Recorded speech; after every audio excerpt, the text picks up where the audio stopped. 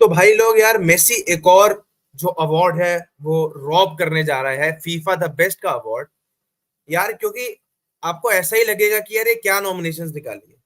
Even though FIFA main player के लिए best candidates को सिलेक्ट किया गया है, अगर मैं कैंडिडेट बोलूंगा बेस्ट प्लेयर्स को सिलेक्ट किया गया है, पर यार still I have so much doubt about the selection in your goalkeepers category and your selection in your coaches category. इन दोनों में मुझे कुछ प्लेयर्स मिसिंग लगे, मतलब मुझे ऐसा लगा कि अगर इन प्लेयर्स को नहीं रखते तो इनको तो रख सकते थे। एंड जिसकी वजह से ऑब्वियसली हेटर्स का एक से जरूर आएगा कि जब वो प्लेयर्स वहां इंक्लूड नहीं है वर्ल्ड कप के फैक्टर की वजह से, तो यहाँ मेसी क्यों इंक्लूडेड है? क्योंकि फीफा का दिमाग तो है नहीं, ठीक है, दिमाग लिटरली नहीं है इनमें कि क्या नॉमिनेशन निकाल रहे हैं। यहाँ बात ये नहीं हो रही है कि मेसी अनडिजर्विंग है, उसको यहाँ नहीं होना चाहिए, मेसी को नहीं जीतना चाहिए, वो अनडिजर्विंग है। देखो वहां पे वो सब लोग नहीं है, जैसे एमिलियानो मार्टिनेस नहीं है, आपके लियोनल स्कलोनी नहीं है। तो मेरा ये मानना है कि वो लोग डिजर्व करते थे इन लिस्ट में आना, पर वो सब है नहीं। तो यार अब देखते हैं कि कौन कौन सी लिस्ट आई है। तो यार पहले FIFA the best man player, इस फोटो में सारी चीजें विजिबल है। देखो इसमें अगर हम लेफ्ट से स्टार्ट करें तो आपका किलियन एम्बापे, आपके अर्लिंग हालैंड, आपके डेक्लन राइस, आपके Bernardo Silva, Gundogan, Alvarez, Khvicha Kvaratskhelia, your Kevin De Bruyne, Messi, आपके ब्रोजोविच, आपके रॉड्री और ओशिमेन। ये प्लेयर्स का नाम सिलेक्ट हुआ है, इन प्लेयर्स का नाम सिलेक्ट हुआ है FIFA the best main player के लिए। एंड इसमें से आपको पता है, सबको पता है कि दो लोगों के बीच में ही कॉन्टेस्ट है, Lionel Messi and Erling Haaland. Nobody else stands close to them literally. Treble Gundogan ने भी जीता है, ट्रेबल इसमें केविन डे ब्रुयन ने भी जीता है, यहाँ तो जूलियन अल्वारेज ने सबको जीता है भाई। वर्ल्ड कप जीत लिया, तुम्हारा यूसीएल जीत लिया, ट्रेबल जीत लिया, सबसे ज्यादा ट्रॉफीज अगर वैसे देखा जाए तो अल्वारेज ने जीती है। पर उसका इम्पैक्ट प्रीमियर लीग और इन सब गेम्स में कम रहा है, यूसीएल में कम रहा है, उसका इम्पैक्ट वर्ल्ड कप में ज्यादा रहा है। पर obviously he has a trophy in the bag, that's why यहाँ पे ये नॉमिनेट हो रखा है। यहाँ पे ओसीमेन भी आ रखा है जिसने भाई नापोली को लीग जिताई, नापोली को अच्छा परफॉर्म करवाया आपके यूसीएल में। रॉड्री है भाई, ऑब्वियसली यूसीएल उखाड़ लिया, ट्रेबल जीत लिया अगेन। ब्रोजोविच है भाई, इंटर के साथ दो डोमेस्टिक ट्रॉफी जीत गया, क्रोएशिया के साथ वर्ल्ड कप के सेमीफाइनल में पहुंच गया, and on the other and inter को फाइनल में भी पहुंचा दिया। तो ये बंदे ने काफी अंडररेटेड है अगर इन सब में मैं बात करूं तो, ब्रोजोविच। एंड अभी ऑब्वियसली सऊदी चले गए हैं, पता नहीं कौन से नक्षत्र में आए थे। लियोनल मेसी का सबको पता है भाई, पीएसजी से ऑब्वियसली सिर्फ राउंड ऑफ 16 तक ही पहुंचे थे मेरे हिसाब से, ज्यादा आगे नहीं गए थे। एंड बट यार वर्ल्ड कप में जो परफॉर्मेंस थी, वर्ल्ड कप में जो इन्होंने डोमिनेंस फैलाया था, वो अलग ही लेवल का डोमिनेंस था, और पीएसजी से लीग भी जीत लिया, तो यार वो भी कहीं ना कहीं इम्पैक्ट करता ही है। अगर मेसी के वो लेट मिनट फ्री किक नहीं होती तो आरसी लेंस से पीएसजी जो है हार जाती लीग भी। तो यार अब तुम समझ लो कि यार वहां भी बंदे ने इम्पैक्ट तो दिया ही है। ऑब्वियसली लास्ट के टाइम पे कैसा ट्रीट किया जाता है वो तो तुम्हें पता ही है। केविन डे ब्रुयन का हम पहले कह चुके, भाई ट्रैप लोग खाड़ रखा है और क्या चाहिए। आपके क्यूचा कार्ड्स के लिए अगेन नेपोली के लिए वही चीज किया जो उसी मैंने वहां किया है, बस यहाँ पे यहाँ लेफ्ट विंग पे खेलते थे। गुंडोगॉन की बात कर ली, बर्नार्डो, ये सब ट्रेबल विनर्स है भाई, कुछ बात कहनी ही नहीं है। बस दिक्कत ये है कि यार इन सब ने ना वर्ल्ड कप में इतना पैक नहीं दे पाया। बेल्जियम के लिए ना केविन डे ब्रुयन दे पाया, बर्नार्डो ना पोर्तुगल के लिए इतना दे पाया, और ना ही गुंडोगॉन जो है जर्मनी के लिए दे पाया। तो वरना ये भी फेवरेट्स होते हैं अगर ये भी सेमीफाइनल फाइनल से पहुंचे होते तो। डेक्लेन राइस ऑब्वियसली इंग्लैंड से सेमीफाइनल पहुंचना, बेस्ट टाइम से आपका कॉन्फ्रेंस लीग जीतना, तो इन्होंने भी अच्छी खासी दावेदारी पेश की है भाई। एंड अर्लिंग हालैंड ऑब्वियसली क्यों है सबको पता है, ट्रेबल उखाड़ लिया, गोल्स के सारे रिकॉर्ड तोड़ दिए। Still Messi has more goal contribution, but यार अर्लिंग हालैंड ने पहले सीजन में जो किया है वो भी प्रीमियर लीग में अलग ही किया है। और किलियन एम्बापे भाई, पीएसजी के टॉप स्कोरर इस सीजन के, world cup finalist, world cup के हैट्रिक स्कोरर रह चुके हैं, तो पीएसजी भी किलियन एम्बापे भी एक दावेदारी पेश करते हैं। तो यार मेरे से पूछा जाए कौन जीता जाएगा, अब जैसे यूएफए का हुआ था तो उसमें कौन जीता था, उसमें किसको जिता दिया था? उसमें आपने आपने हालैंड को जिता दिया। क्यों? क्योंकि भाई यूएफए का अवार्ड है, यूसीएल में भाई उसने जीता है, तो भाई वो डिजर्व करता था। बिल्कुल परफेक्ट, कोई कंट्रोवर्सी नहीं हुई, कुछ नहीं हुई। पर यहाँ पे तो मैं अड़े जाऊंगा कि FIFA men's player the best का अवार्ड लियोनल मेसी को ही जाना चाहिए। ठीक है, it's not because only of the Messi factor. भाई FIFA the best World Cup player, World Cup जीतने वाली टीम, उसमें से वो टूर्नामेंट डोमिनेट करने वाला बंदा, ठीक है, तो इसके अलावा क्या चाहिए? बंदा लीडर भी है, बंदे ने गोल्स भी लाइक टूर्नामेंट का बेस्ट प्लेयर भी था। क्या चाहिए? क्या चाहिए अब इसके अलावा फीफा द बेस्ट जीतने के लिए? और अगर आप पीएचजी से भी बात करो तो पीएचजी से लीग भी उखाड़ ली है, और अगर पीएचजी से बात करो तो भाई राउंड ऑफ 16 तक भी पहुंच गया। आगे ना जाने का भाई अपने रीजन है कि भाई पीएचजी जो है मिडफील्ड और बैकलाइन में कितना स्ट्रगल करती थी वो सबको पता है। लोग मेसी पे क्रिटिसिज्म फेंकेंगे, बट एम्बापे भी वहां परफॉर्म इसलिए नहीं कर पाया था क्योंकि एक तो नेमार की एब्सेंस उस गेम में against Bayern, and the second thing is the problem was कि यार ये सब इनकी मिडफील्ड इतनी क्रिएटिव नहीं थी, मेसी को ड्रॉप करना पड़ रहा था। तो इस वजह से due to lack of all these things PSG आगे नहीं बढ़ पाई। ठीक है, तो हमारा वो फैक्टर नहीं है, फैक्टर हमारा लिटरली यही है कि ये अवार्ड लियोनेल मेसी डिजर्व करता है, एज सिंपल एज दैट। और मैंने रॉब का क्यों डाला कि भाई लियोनेल मेसी क्या ये रॉब करेगा, क्योंकि यार और नॉमिनेशंस में ऑब्वियसली थोड़ी मुझे दिक्कतें लगी, एंड इसमें मैं कोई ऐसा नाम नहीं ले सकता कि यार इस बंदे को होना चाहिए था या ये बंदा हो सकता था। हाँ, एक बंदे का शायद मैं लूं कि डेक्लन राइस के बदले अगर जॉन स्टोन्स होता तो बेटर रहता। बंदे ने भाई जॉन स्टोन्स का कितना अच्छा गेम किया तुमको पता है। तो मेरे हिसाब से अगर यहाँ पे किसी को एक को मैं नेट पिकिंग करके हटाऊं तो डेक्लन राइस को हटाऊंगा, क्योंकि यार वेस्ट हैम के लिए ऑब्वियसली नंबर्स भी होते हैं जो प्रेजेंट करते हैं, बट यार तुम्हारा जॉन स्टोन्स एक डिफेंडर भी तो होना चाहिए फीफा द बेस्ट में। यहाँ तो कोई डिफेंडर ही नहीं है, मतलब दो सीडीएम्स आ रखे हो ऑब्वियसली, बट यहाँ पे कोई डिफेंडर नहीं है। तो मेरे हिसाब से John stones is one of the defenders who you know basically deserves it, ऐसा मेरा मानना है। और भी हो सकते हैं, ठीक है, पर मेरे को किम मिन जे भी हो सकता था भाई यहाँ पे अगर डिफेंडिंग में है तो, क्योंकि यार नेपोली से उसने जीता है, साउथ कोरिया से वो वहां भी गया था वर्ल्ड कप में, उसने अच्छा परफॉर्म किया था। तो यार ये दो मेरे कंटेंशन में ये दो प्लेयर्स भी आते हैं यार। अगर मैं नेट पिकिंग करके हटाऊंगा डेक्लन राइस को हटा के मैं इन दो प्लेयर्स को जरूर डाल सकता हूँ, दोनों में से किसी को भी डाल सकता हूँ, चाहे वो किम मिन जे हो या फिर आपका जॉन स्टोन्स हो, और दोनों में प्रेफर किया जाए तो ऑब्वियसली जॉन स्टोन्स। ठीक है, एज सिंपल एज दैट।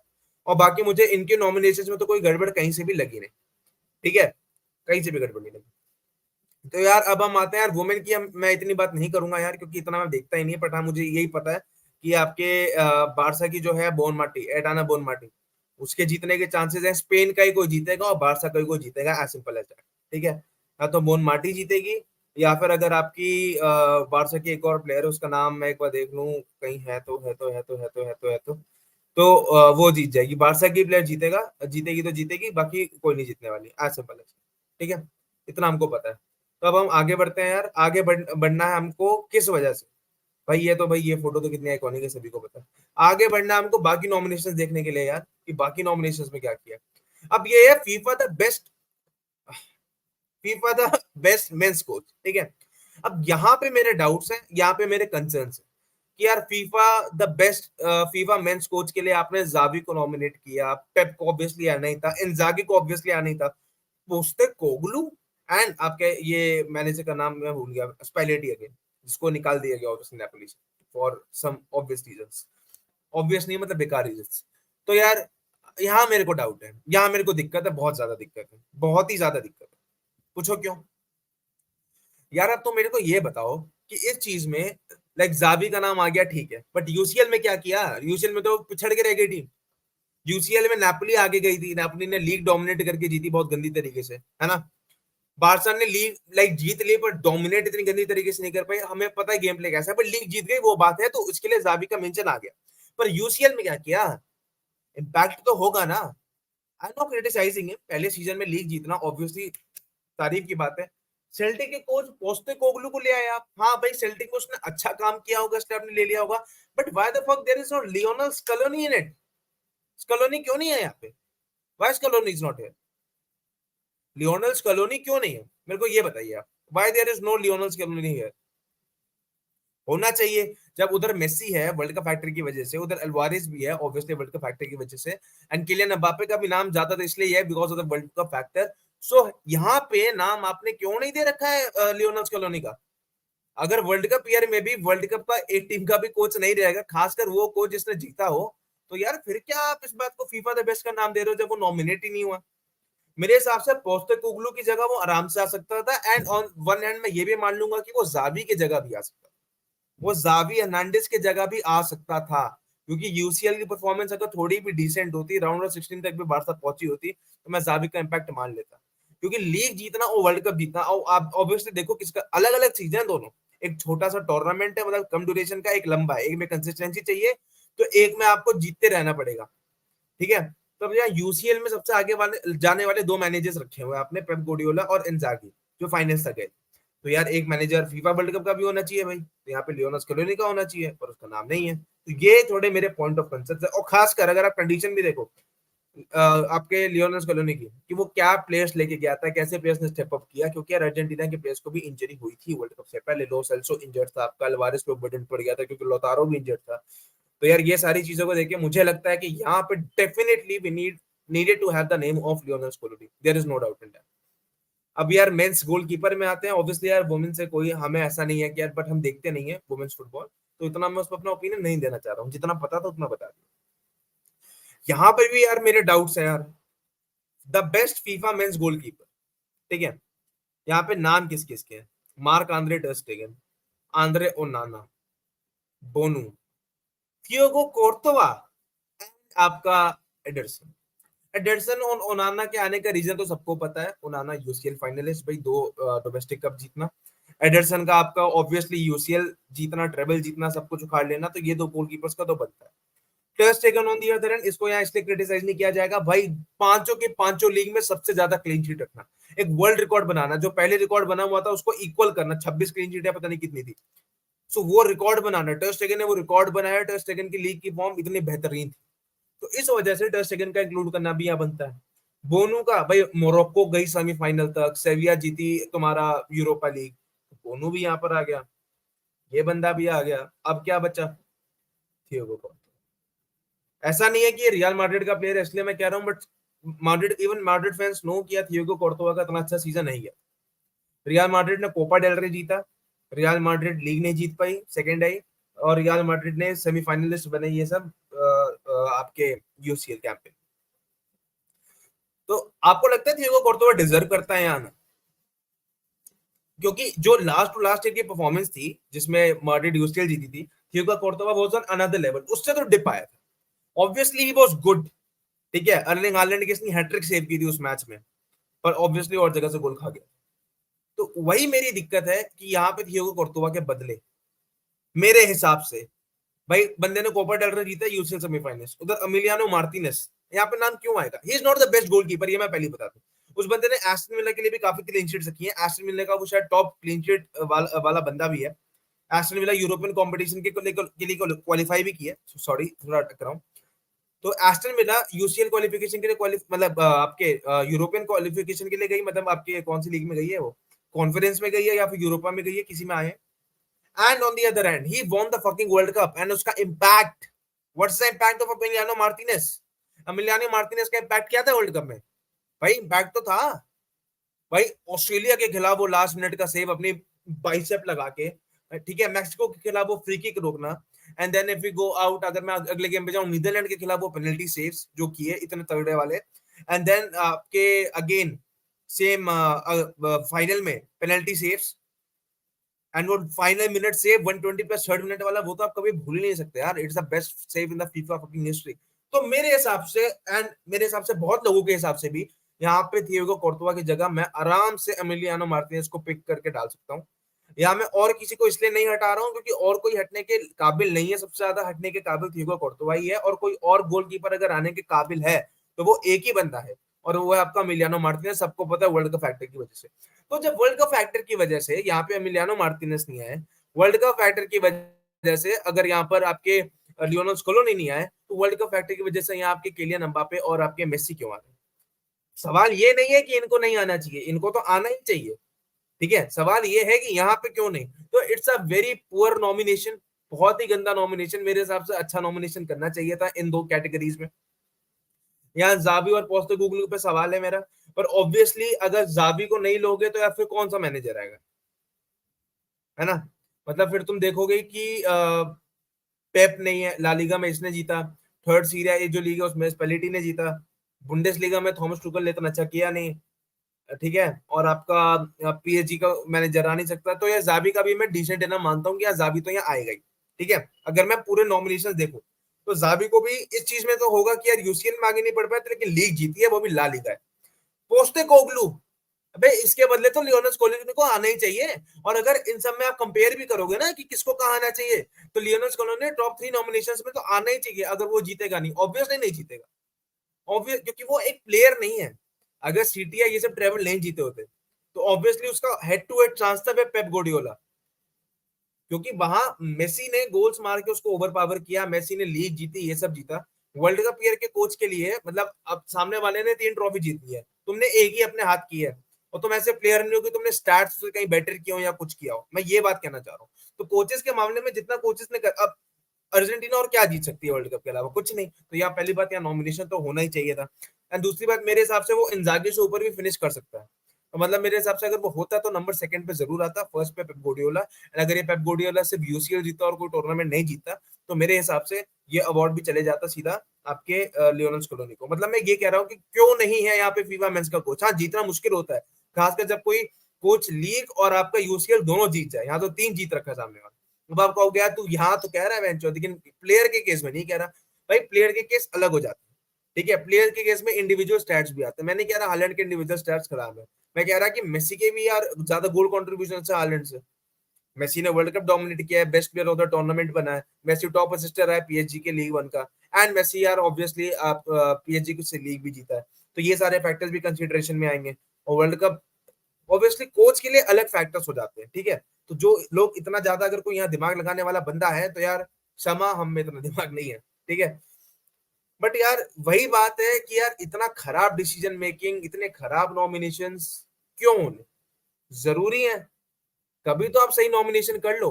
कभी आपने बैलन डोर में भी देखा, आपने रैशफोर्ड को इंक्लूड नहीं किया।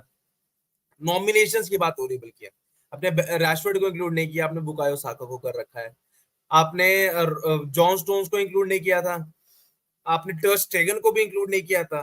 टर स्टेगन का इंक्लूजन इस वो भी इसी बेसिस पे से था कि जो टर स्टेगन है उसने हर लीग के मिला के सबसे ज्यादा क्लीन शीट रखी है, रिकॉर्ड ब्रेकिंग, मतलब एक रिकॉर्ड सेट करके रखा है। और सिर्फ लीग की फॉर्म की वजह से ही वो इतना आगे जा रहा है, क्योंकि उसके आउटस्टैंडिंग स्टैट्स हैं। मान लो लेवांडोस्की है, वो बारसा के लिए 60-70 गोल मार देता और सिर्फ लीग जीता, तो नॉमिनेशन में लेवांडोस्की कितना आगे होता? फीफा द बेस्ट के नॉमिनेशंस में भी आपका लेवांडोस्की आ रहा होता सिर्फ लीग की वजह से। उसी में और ये सब आ रहे हैं। ऑब्वियसली यूसीएल में भी इन्होंने अच्छा परफॉर्म किया है, आगे गए हैं। बट मैं एक तरीके से आपको एक फैक्टर बताना चाह रहा हूँ टेस्ट टेकिंग क्यों है। एंड लियोनेल कॉलोनी और आपके दूसरा कौन है यार लियोनेल कॉलोनी और आपके एमिलियानो मार्टिनेज क्यों नहीं है, इसका तो कोई जवाब ही नहीं। लिटरली इसका कोई जवाब नहीं है, मैं ऑनेस्टली बता रहा हूँ, इस चीज का कोई जवाब नहीं है। And we will see what will happen, we will see ये कौन जीतने वाला है।